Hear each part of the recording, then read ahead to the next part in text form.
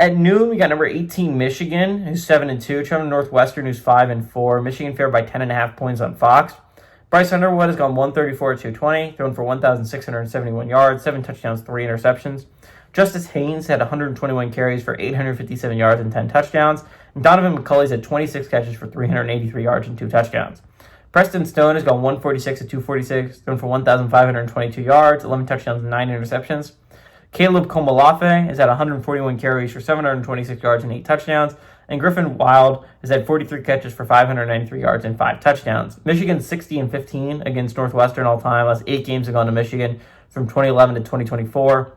2000 was the last home win for the Wildcats. Moore is 1-0 against the Northwestern during his tenure. Braun is 0-1 against the Wolverines. So again, this is a really interesting, important game. Michigan is an underrated team. We were talking about college football playoff contender. They really are. If it didn't come down to tiebreakers, because right now, tiebreakers is what drags Michigan down. They have a great resume. They would have been in my college football playoff if not for tiebreakers, right? And the tiebreakers I'm talking about is the way my formula works, the way I judge college football playoff teams when it comes to resumes, is if you have the same record as someone, you have to be below them. So it drags you down if a team with the same resume, same amount of losses as you, for instance, Michigan has 2 losses, so does USC, and so does Oklahoma. You have to be below those 2 teams. And USC is what drags them down, right? Because USC has the long chain that they're a part of, right? USC has what lost to Notre Dame, and Notre Dame has the same record as USC, which means Notre Dame has to be above USC. Notre Dame has the same record as Miami, which means they have to be below Miami. So, I mean, if you look at obviously the chain goes higher than that, but it doesn't really matter because Miami's the lowest resume team that they're all being dragged down to the level to, right? So Michigan has a resume that is honestly a top 12 resume. I would have them top 12, top 13, 14. I think their resume last time I looked at it was a little bit better than like Texas's when it came to like maybe like Texas's or Oklahoma's or whatever.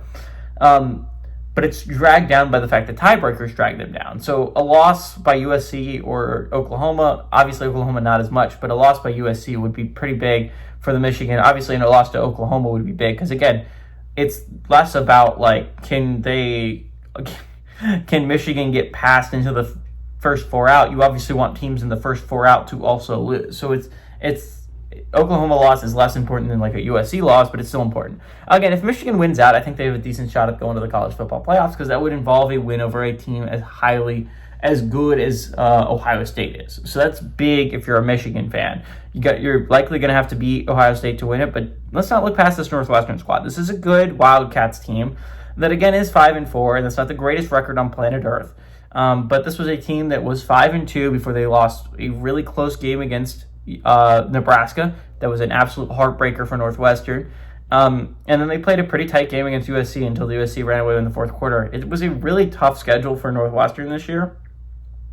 They've played every single team they've lost to is still in the playoff conversation, but one, and that is Nebraska. So again, they lost to Tulane, Nebraska, Ohio State, and USC. All these are great football teams, by the way.